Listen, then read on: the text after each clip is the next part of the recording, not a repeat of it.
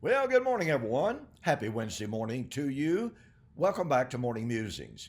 My name is Don K. Preston. I'm the president of Preterist Research Institute of Ardmore, Oklahoma. Thank you so much for joining me. We are continuing this morning our discussion of how Matthew chapter 25, 31 and following is the time of the coming of the Lord. Obviously, Matthew 25, 31, then shall the Son of Man come in the glory of his kingdom, then shall he sit on the throne of his glory. All the nations shall be gathered before him.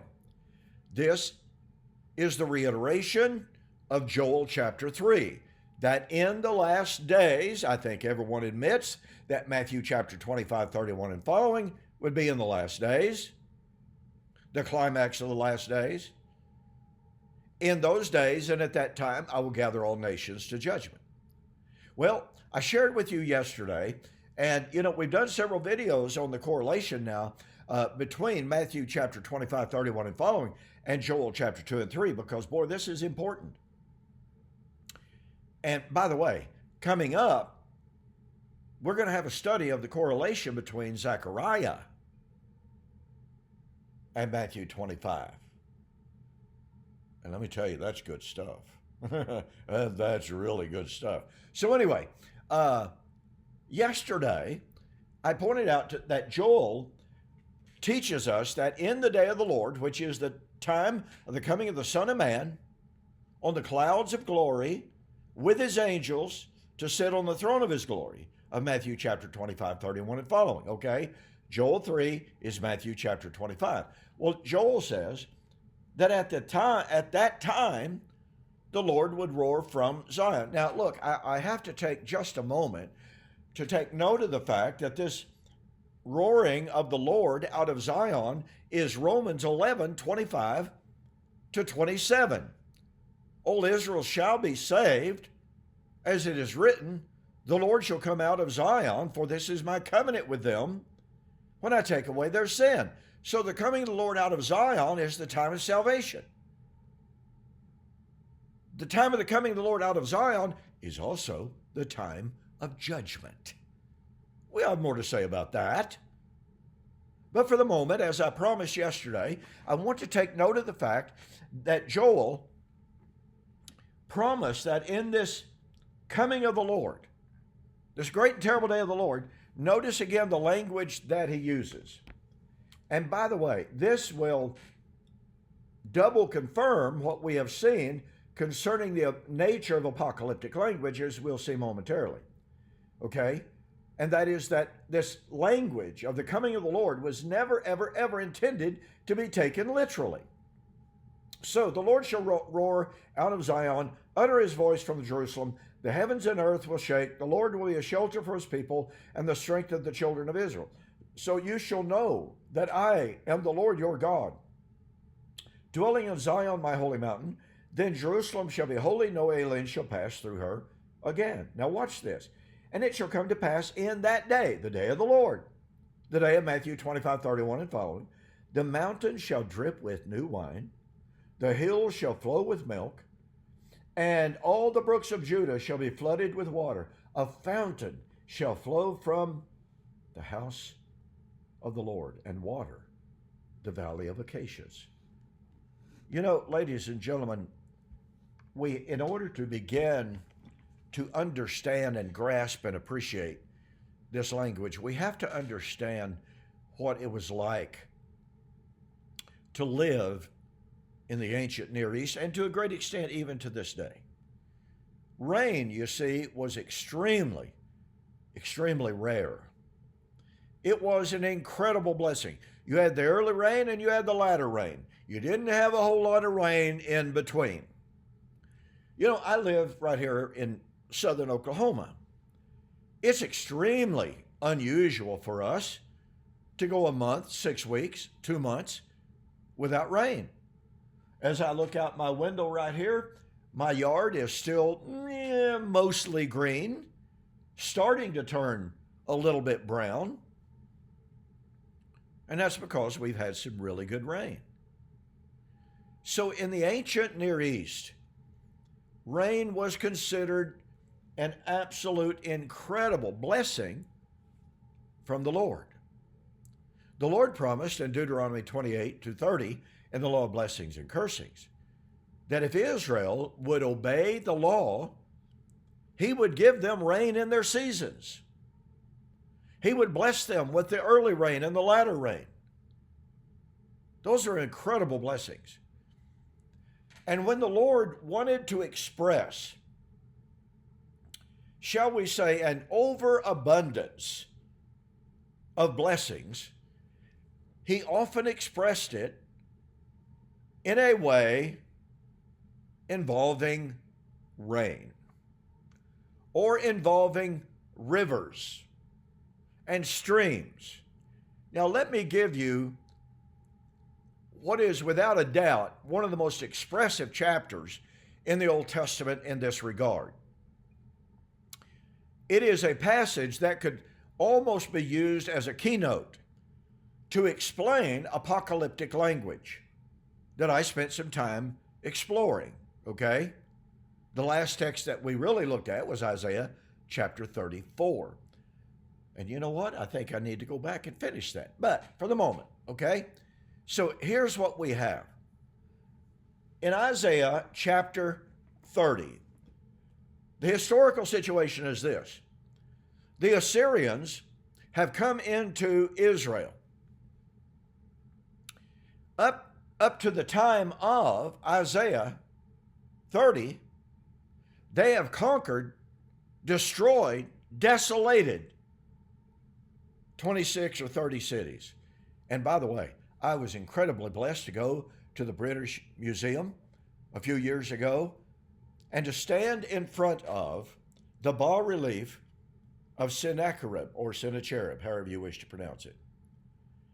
It was carving in stone, describing the captivity of, or the destruction and capturing of the city of Lachish in the land of Israel.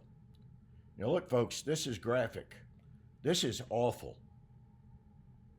But in Sennacherib's chronicles, in his panegyric history, a panegyric history is a, boy, look how great this guy was history. You leave out all the bad stuff.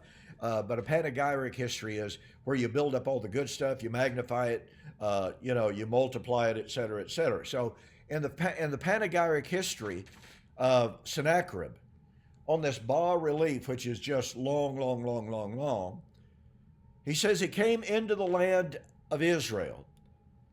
He destroyed, laid waste, and led away captive the inhabitants thereof, and he focused on Lachish. And he shows men being impaled on stakes, women being thrust through with the sword, babies having their heads bashed. I mean, it's awful, absolutely awful. But the Assyrians took pride in that. Now, Sennacherib and his forces, under his leader by the name of Rabshakeh, it wasn't a name, it was a title. Anyway, Rabshakeh came up to before the walls of Jerusalem. And he says, in effect, what makes you think that you can stand up to our forces, to our armies? Have not our gods given us all the cities of Egypt? Have they not given us all of the cities of this country and that country and on and on? What makes you think your little God's going to help you? And Hezekiah went to the prophet Isaiah and he says, okay, what do we do?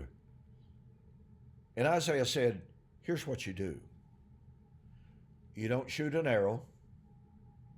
You don't lift a shield. You don't throw a spear. You trust in the Lord, and he will give you deliverance. Okay, so imagine you've got an army of almost 200,000 men, according to the language, camped outside your gates. They want to level your city. They want to kill your babies. They want to ravish your wives, carry them into captivity, and kill every one of your men, or make them slaves. Isaiah, tell us how to fortify the walls. Tell us how to make more and more arrows and spears and better swords. And we got to fight these guys. No. Trust in the Lord. Here's what the Lord said through Isaiah. He says, Hezekiah,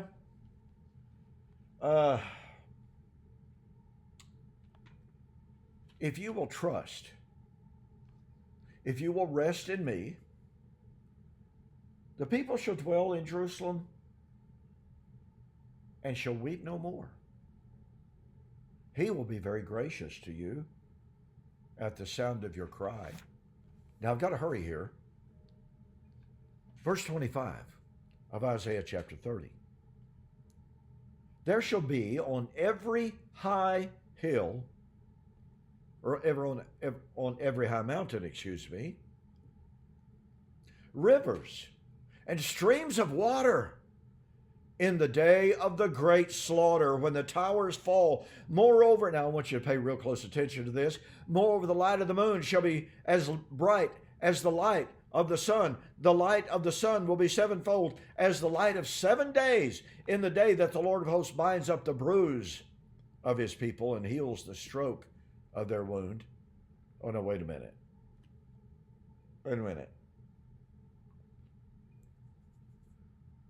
Hezekiah, trust in the Lord. Don't fight. Don't resist. And there will be on every high mountain and on every high hill rivers and streams of waters in the day of the great slaughter. Now, we know, because Isaiah 37 tells us so, and even Sennacherib's own history, even though it's a panegyric history, it says, okay, I destroyed all these cities, laid them waste, killed their men, ravished their wives, and killed their children. Oh, and I shut up their king Hezekiah in Jerusalem as a bird in a cage. That's where it ends.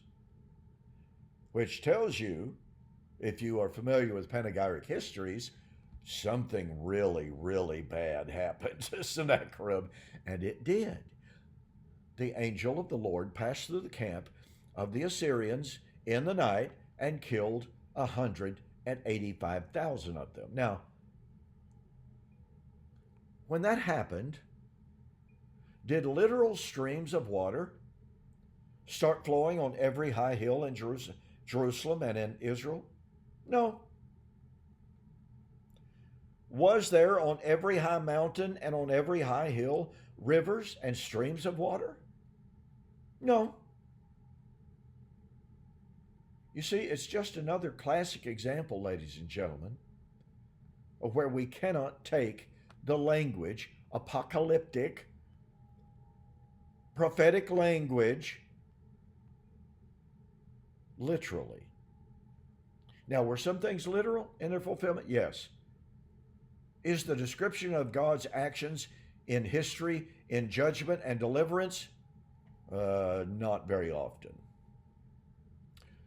So, here we have, and I'm out of time, I won't say the introduction, but we have the use of the language of blessing under the imagery of flowing, living waters and abundance of water. Now, this was a historical situation in which the promise was made, you submit, you'll have rivers of water, not literal water.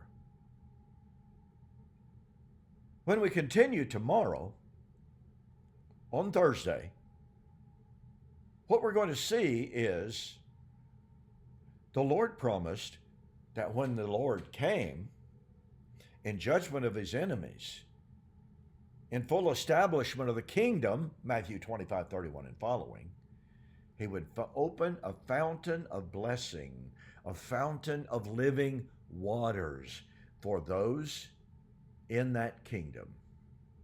And the imagery is full of blessing, full of life for those who drink of the water of life freely.